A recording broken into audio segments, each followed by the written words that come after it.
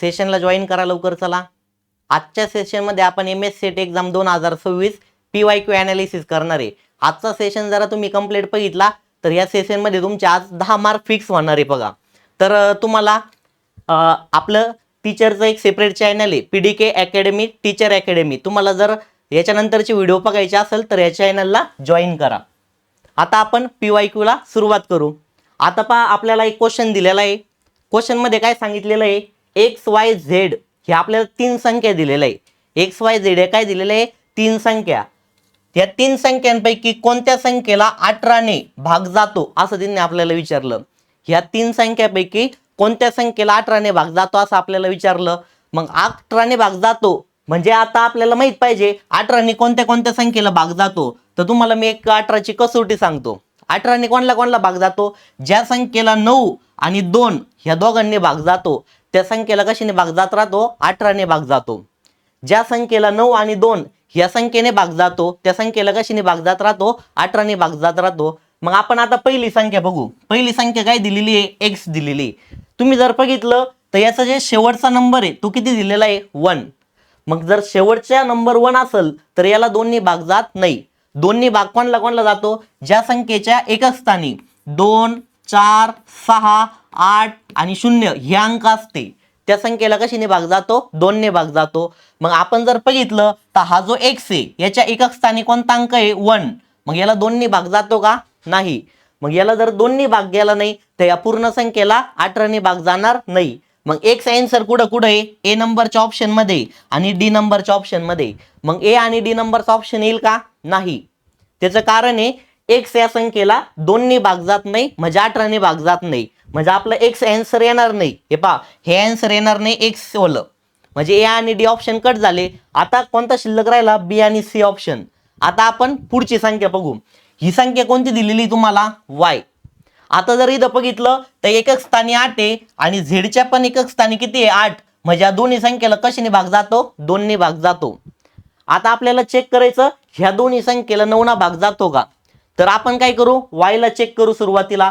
आता याला 9 ने भाग जातो का याचं कसं चेक करायचं बघा. त्या संख्येमध्ये जेवढे अंक आहे त्या अंकांची बेरीज करायची आणि त्या बेरजेला जर 9 ना भाग गेला तर त्या पूर्ण संख्येला पण कशाने भाग जातो, 9 ना भाग जातो. आता पहा तुम्ही आपण यांची बेरीज करूया सगळ्या अंकांची. मग सगळ्या अंकांची बेरीज कशी करायची, तुम्हाला पहा इथं 8 किती वेळेस दिसतो, 1, 2, 3, 4, 5 आणि 6. 6 वेळेस किती दिसला तुम्हाला, 8 दिसला. मग जर आपण फक्त 8 ची बेरीज केली तर 8 ची बेरीज केली तर 8 सक किती झाले तुमचे, 48 झाले. आता आपण 1 ची बेरीज करू. आपल्याला 1 किती वेळेस दिसतो, हे बघा इथं 1, 2, 3, 4, 5 आणि 6 किती वेळेस दिसतो, 6 वेळेस. मग हे 48 आणि हे 6 किती झाले तुमचे, 54. किती झाले, 54. मग हे जी 54 संख्या आहे याला कशाने भाग जातो, 9 ना भाग जातो. मग ह्या 54 ला जर 9 ना भाग गेला तर या पूर्ण संख्येला पण कशाने भाग जातो, 9 ना भाग जातो. मग मला सांगा Y या संख्येला कशाने भाग जाईल, 18 ने.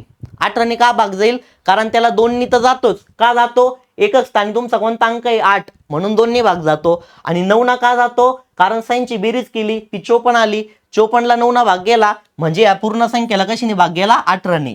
मग Y ला भाग जातो म्हणजे आपला कोणता ऑप्शन करेक्ट येणार आहे, Y. इथं फक्त Z दिलेला आहे, याच्यात Y आहे का, नाही. मग हे आन्सर येणार नाही. सगळ्यांना क्वेश्चन समजला, चॅट बॉक्स मध्ये रिप्लाय द्या चला. सगळ्यांनी सांगा चॅट बॉक्स मध्ये, चव्हाण, ससे. समजलं का, आपल्याला 3 संख्या दिल्या होत्या आणि त्यांनी विचारलं या 3 संख्येपैकी कोणत्या संख्येला 18 ने भाग जातो. तर आपलं एक संख्या तिला 18 ने भाग जाणार नाही कारण तिला 2 ने भाग जातो का, नाही. मग कोणता ऑप्शन करेक्ट आला आपला, B नंबरचा. ओके ठीक आहे, चला आता आपण पुढचा क्वेश्चन बघू. पुढचा क्वेश्चन बघण्यापूर्वी आपली MS सेट एक्झाम 2026 ची पेपर 1 ची कंप्लीट बॅच अवेलेबल आहे. तुम्हाला जर बॅच जॉईन करायची असेल तर PDK अकॅडमीला या नंबरवरती कॉन्टॅक्ट करा. त्यानंतर तुम्ही जर बघितलं तर आपली टेक्निकलची पण केमिकल सायन्सची पेपर 2 ची बॅच कंप्लीट अवेलेबल आहे. तुम्हाला ही बॅच जॉईन करायची असेल तर तुम्ही या नंबरवरती कॉन्टॅक्ट करू शकता. आता आपण पुढचा क्वेश्चन डिस्कस करू. ह्या क्वेश्चन मध्ये काय सांगितलेलं आहे बघा, पुढे दिलेल्या संचातील आपल्याला इथे एक संच दिलेला आहे. या संचामध्ये किती नंबर आहे मोजा, 1 2 3 4 5 6 7 8 8 नंबर आहे. या संचामध्ये किती नंबर आहे, 8. कोणत्याही 5 संख्या यादृच्छिक पद्धतीने निवडल्यास, म्हणजे ह्या 8 पैकी आपल्याला कुठल्याही 5 संख्या सिलेक्ट करायच्या आहे रॅन्डम मेथडने. कशा सिलेक्ट करायच्या आहे? रॅन्डम मेथडने आपण कोणत्याही 5 संख्या सिलेक्ट करू शकतो. ते काय म्हणले, खालीलपैकी कोणते विधान संख्या संदर्भात सत्य असले त्यांनी आपल्याला काय केलं, विचारलं. त्यांनी कोणतं विधान विचारलं आपल्याला? सत्य विधान विचारलं. तर मग आपण आता एक एक विधान चेक करू की कोणतं विधान सत्य आहे आणि कोणतं विधान असत्य आहे. तर आपण आता पहिलं विधान चेक करू. पहा, पहिल्या विधानामध्ये काय सांगितलं त्यांनी, त्यातील कमीत कमी 2 संख्या सम आहेत. कमीत कमी किती संख्या सम आल्या पाहिजे म्हणले ते? 2 संख्या. आता मी एक 5 संख्यांचा सेट बनवतो. पहा, 5 संख्येचा सेट बनवतो. त्याच्यात मी कोणत्या कोणत्या संख्या लिहितो? 1 लिहिला, इथं 3 लिहिला, त्याच्यानंतर इथं 5 लिहिला, इथं 7 लिहिला. किती संख्या झाल्या? 4 संख्या झाल्या. लागत किती होत्या आपल्याला? 5 संख्या लागत होत्या. आपण एक कुठलीही संख्या घेऊ शकतो. सपोज किती घेतली मी? 4 घेतली. मग तुम्ही हा 5 संख्यांचा संच बघा आणि या संचामध्ये तुम्ही ऑब्झर्व करा, तुम्हाला समसंख्या फक्त किती भेटली? एकच समसंख्या भेटली. किती समसंख्या भेटली? एकच. बाकीच्या ह्या ज्या संख्या आहे या सर्व विषम संख्या आहे. आणि समसंख्या किती भेटली? एकच भेटली. आणि ते म्हणले कमीत कमी किती समसंख्या राहत्या? 2 समसंख्या. पण आपल्याला किती भेटली? एकच भेटली. म्हणजे ए नंबरचं विधान येईल का? नाही, हे असत्य विधान आहे. समजतंय का सगळ्यांना? ते म्हणले कमीत कमी 2 पाहिजे. 2 पेक्षा जास्त असली तर चालतील, पण आपल्याला कमीत कमी 2 भेटले का? नाही, एकच संख्या भेटली. मग ए नंबरचा ऑप्शन काय आला? कॅन्सल झाला. आता आपण बी नंबरचा ऑप्शन बघू. बी नंबरच्या ऑप्शन मध्ये काय म्हणले, त्या संख्येतील जास्तीत जास्त 2 जोड्या अशा बनवता येतील की त्यांची जी बेरीज आहे ती बेरीज किती आली पाहिजे? 9 आली पाहिजे. बेरीज किती आली पाहिजे? 9. मग आता 9 बेरीज येणारे आपण जोडे जर बघितल्या, ते पहा 4 आणि 5 यांची बेरीज किती येते? 9 येते. त्याच्यानंतर तुम्ही जर बघितलं 8 आणि 1 याची बेरीज पण किती येते? 9 येते. त्याच्यानंतर तुम्ही बघितलं 7 आणि 2 याची बेरीज पण किती येते? 9 येते. आणि तुम्ही जर पाहिलं 3 आणि 6 याची बेरीज पण किती येते? 9. ते म्हणले जास्तीत जास्त 2 जोड्या. इथं शब्द पहा काय दिलेला आहे, हा शब्द महत्वाचा आहे. जास्तीत जास्त 2 जोड्या. पण आपल्याला किती जोड्या भेटल्या बघा बरं? 1 2 3 4. किती जोड्या भेटल्या? 4.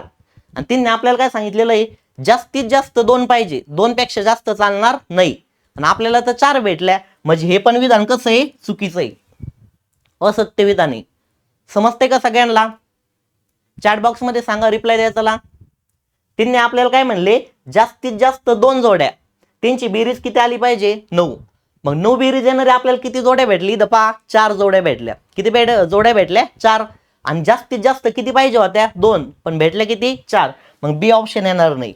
आता सर्वांनी सी ऑप्शन पहा काय म्हणले. सी ऑप्शन मध्ये त्या संख्येतील कमीत कमी एक जोडी अशी पाहिजे तर त्याची बेरीज किती आली पाहिजे? 9 आली पाहिजे. मग कमीत कमी एक जोडी अशी भेटते आपल्याला तर त्याची बेरीज किती येते? 9. आता हे पहा, कमीत कमी 4 आणि 5 ही जोडी अशी आहे की त्याची बेरीज किती आली? 9. म्हणजे कमीत कमी एक भेटली. जास्तीत जास्त किती भेटल्या तरी पण चालतील. शब्द काय इथं तो महत्वाचा आहे. इथं वाचा सगळ्यांनी काय, कमीत कमी एक जोडी. कमीत कमी एक जोडी आपल्याला भेटली, जास्तीत जास्त किती पण जोड्या भेटल्या तरी पण चालतील. म्हणजे कोणता ऑप्शन करेक्ट आला? सी ऑप्शन करेक्ट आला. चॅट बॉक्स मध्ये सांगा सगळ्यांनी, क्वेश्चन समजला का तुम्हाला? तुम्ही म्हणता सर डी ऑप्शन पण चेक करून बघा. डी ऑप्शन पहा काय दिलेलं आहे, त्या संख्येतील जास्तीत जास्त 3 समसंख्या आहेत. जास्तीत जास्त किती सांगितले त्यांनी? 3 समसंख्या. 5 संख्येचे संच बनवायचा. किती संख्यांचा संच बनवायचा? 5. आणि ते म्हणले जास्तीत जास्त 3 संख्या कशा पाहिजे? सम. आता मी एक संच बनवतो पहा. इथं मी लिहिले 2 4, इथं लिहिले 6, इथं लिहिले 8 आणि एक कोणती पण संख्या घेतली आपण, सपोज घेतली 5. किती संख्या झाल्या? 5.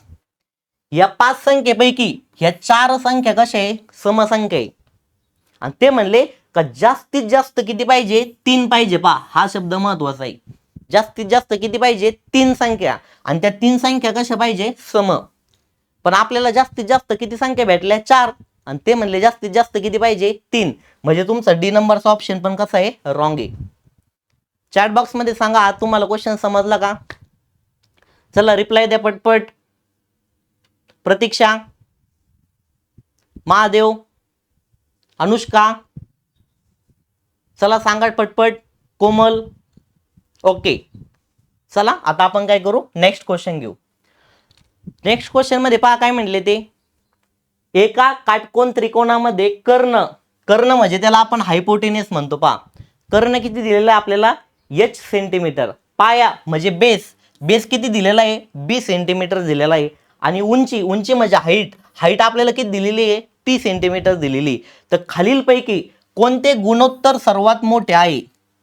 आपल्याला रेशो विचारला. गुणोत्तर म्हणजे काय विचारलं? रेशो. आणि कोणता रेशो हा सर्वात मोठा आहे असं त्यांनी आपल्याला या क्वेश्चन मध्ये विचारलं. तर तुम्ही जर काटकोन त्रिकोण बघितला तर हे पहा, आपण इथं कुठला एक काटकोन त्रिकोण कन्सिडर करू. इथं किती अँगल असतो? 90 डिग्री, 90 डिग्रीचा कोण असतो इथं? 90 डिग्रीचा अँगल.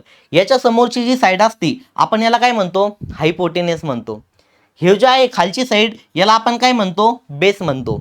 आणि इकडे जे आहे याला आपण हाईट म्हणतो, पण तिने आपल्याला हाईट किती दिलेली आहे? टी दिलेली. मग आपण हाईटच्या ऐवजी कोणतं नोटेशन वापरणार? टी नोटेशन वापरणार. मग हा काटकोन त्रिकोण आहे. ते म्हणले याच्यापैकी कोणता रेशो असा आहे की तो सर्वात मोठा आहे. मग जर तुम्हाला सर्वात मोठा रेशो काढायचा म्हणलं तर मला सांगा, रेशो म्हणजे काय असतं तुम्हाला माहिती आहे? एक न्यूमरेटर असतो आणि एक डिनोमिनेटर असतो, याला आपण काय म्हणतो? रेशो. मग जर तुम्हाला सर्वात मोठा रेशो काढायचा असला तर तुमचा जो न्यूमरेटर आहे का तो सर्वात मोठा पाहिजे. तुमचा न्यूमरेटर कसा पाहिजे? सर्वात मोठा पाहिजे. आणि डिनोमिनेटर त्याच्यापेक्षा छोटा पाहिजे. मग तुम्ही जर पाहिलं त्या तीन साईड आहे, तीन साईड पैकी सर्वात मोठी साईड कोणती असते? हायपोटेनियस. सर्वात मोठी साईड कोणती असते? हायपोटेनियस. जर राईट अँगल ट्रायंगल असेल, कोणता ट्रायंगल? राईट अँगल ट्रायंगल असेल, तर राईट अँगल ट्रायंगल मध्ये तुम्हाला माहिती आहे सर्वात मोठी जी साईड असती ती कोणती साईड असती? हायपोटेनियस. मग हे पहा, हायपोटेनियस ही सर्वात मोठी साईड आहे आणि आपल्याला मोठा रेशो विचारला म्हणजे हायपोटेनियस कुठं पाहिजे? न्यूमरेटरला. आणि डिनोमिनेटरला कोणती साईड असली तरी चालेल. मग हायपोटेनियस इथं पहा, न्यूमरेटरला हायपोटेनियस आहे का? नाही, म्हणजे बी ऑप्शन येणार नाही. इथं पहा, न्यूमरेटरला हायपोटेनियस आहे का? नाही, म्हणजे डी ऑप्शन येणार नाही. इथं पहा, न्यूमरेटरला हायपोटेनियस आहे का? नाही, सी ऑप्शन येणार नाही. मग न्यूमरेटरला हायपोटेनियस कोणत्या ऑप्शन मध्ये? ए, म्हणजे कोणता ऑप्शन करेक्ट आला? ए ऑप्शन करेक्ट आला. समजला सर्वांना हा क्वेश्चन? चला चॅट बॉक्स मध्ये रिप्लाय द्या. एकदम सिंपल क्वेश्चन विचारलेला आहे. चला पटपट सांगा. समीक्षा, चला चॅट बॉक्स मध्ये सांगा सर्वांनी. क्वेश्चन समजला तुम्हाला सर्वांना? ठीक आहे. चला आता आपण नेक्स्ट क्वेश्चन डिस्कस करू.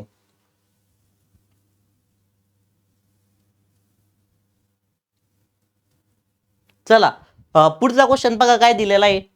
हा सेटचा PYQ आहे. सगळे आपण क्वेश्चन सगळे PYQ चं विश्लेषण करू राहिलो. क्वेश्चन मध्ये पहा काय म्हणले. खालील विधानाच्या आधारे काढलेल्या पुढील पैकी कोणता निष्कर्ष उचित आहे? उचित म्हणजे कसा? बरोबर, सत्य आहे असं त्यांनी आपल्याला विचारलं. मग आता आपण विधान नंबर 1 बघू. पहिलं विधान आपल्याला काय दिलं? सर्व करदाते प्रामाणिक आहेत. तर आपल्याला हा जो क्वेश्चन आहे हा कसा सॉल्व्ह करायचा? व्हेन डायग्रामच्या साहाय्याने आपल्याला हा क्वेश्चन काय करायचा आहे? सॉल्व्ह करायचा आहे. तर व्हेन डायग्राम जर आपण इथे ड्रॉ केली तर आता व्हेन डायग्राम कशी येईल बघा. मी तुम्हाला एक डायग्राम काढून दाखवतो. हे पहा, आपण आता याची व्हेन डायग्राम काढणार आहे. हा जो मी बॉक्स काढला हा प्रामाणिक लोकांचा बॉक्स आहे.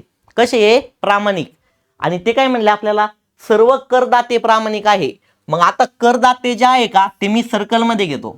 करदाते कशामध्ये घेतो? सर्कल मध्ये. हे पहा इथं मी त्यांना नाव देतो करदाते. करदाते आपण कशामध्ये घेतले? सर्कल मध्ये. आणि स्क्वेअर, हा जो स्क्वेअर आहे म्हणजे तुमचे प्रामाणिक लोक आहे. स्क्वेअर म्हणजे कसे लोक आहे? प्रामाणिक. आणि सर्व करदाते हे प्रामाणिक आहे म्हणजे करदाते हे स्क्वेअरच्या कुठे येणार आहे? आतमध्ये येणार आहे. सगळ्यांना समजते का व्हेन डायग्राम? हे जो सेट आहे हा कोणाचा सेट आहे? प्रामाणिक लोकांचा. हा कोणाचा सेट आहे? प्रामाणिक लोकांचा. मग सर्व करदाते जे आहे ते कसे? प्रामाणिक. हे झालं विधान नंबर 1. आता विधान नंबर 2 पहा तुम्ही काय दिलं. सर्व विद्यार्थी प्रामाणिक आहे. आता आपल्याला परत विद्यार्थ्यांचा सेट बनवायचा आणि सर्वचे सर्व विद्यार्थी प्रामाणिक आहे. मग आपण त्यांना ट्रायंगल मध्ये डिनोट करू. हे सगळे स्टुडंट आहे. हे सगळे स्टुडंट कसे? प्रामाणिक. कारण हा स्क्वेअर म्हणजे प्रामाणिक लोकांचा संच आहे आणि सर्व विद्यार्थी हे कसे? प्रामाणिक आहे म्हणजे ते त्याच्या आतमध्ये येतील. तो त्याचा सबसेट झाला.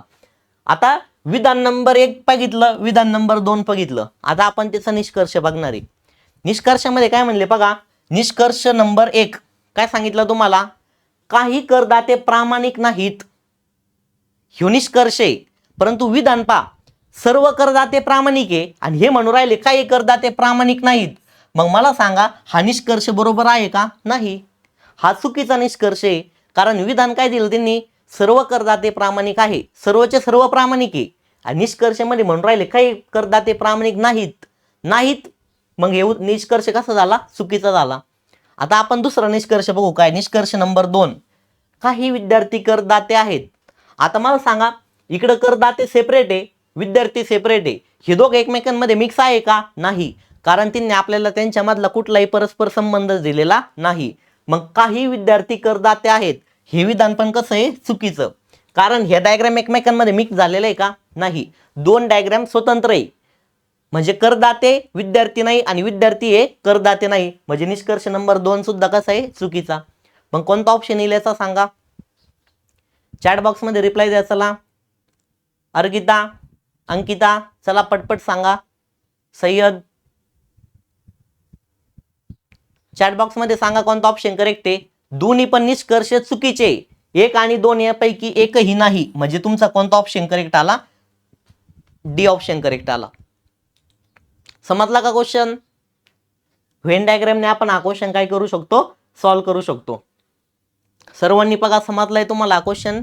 ओके, ठीक आहे. चला आता आपण पुढचा क्वेश्चन सॉल्व्ह करू. हा जो क्वेश्चन आहे हा डायरेक्शनचा आहे, डायरेक्शन आणि डिस्टन्सचा क्वेश्चन आहे. तर हा क्वेश्चन मध्ये काय दिलेलं आहे पहा. दक्षिणेकडे तोंड करून विराट 15 मीटर चालतो. आता आपल्याला याची डायग्राम बनावं लागेल. याची काय बनावं लागेल? डायग्राम बनावं लागेल. आता याची डायग्राम कशी बनवायची पहा. आपण एकदा क्वेश्चन रीड करू आणि त्याच्यासोबत याची डायग्राम बनवू. दक्षिणेकडे तोंड करून विराट 15 मीटर चालतो. आता तुम्हाला दिशा माहिती असल्या पाहिजे. आता आपल्याकडे 4 दिशा असते पहा. कोणत्या कोणत्या दिशा असते तुम्हाला सर्वांना माहिती आहे. वरती जी दिशा असती ती कोणती असती? उत्तर. खाली जी दिशा असती ती कोणती असते? दक्षिण. इकडे जी दिशा असती ती कोणती असती? पूर्व. आणि इकडे जी दिशा असती ती कोणती असती? पश्चिम. ह्या 4 दिशा झाल्या.